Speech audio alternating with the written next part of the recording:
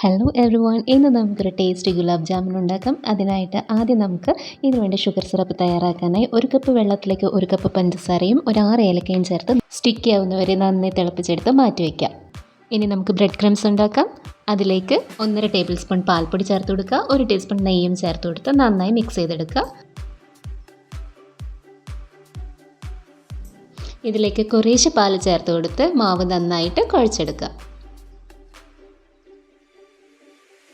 നന്നായി കുഴച്ചെടുത്ത മാവ് നമുക്കിനി ചെറിയ ചെറിയ ബോൾസ് ആക്കി എടുക്കാം.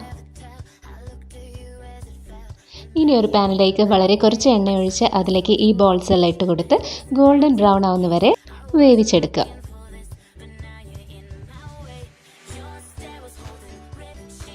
ഇനി വേവിച്ചെടുത്ത ബോൾസ് എല്ലാം നമുക്ക് ഈ ഷുഗർ സിറപ്പിലേക്ക് ഇട്ട് കൊടുത്ത് നന്നായി കുതിരാൻ വയ്ക്കാം.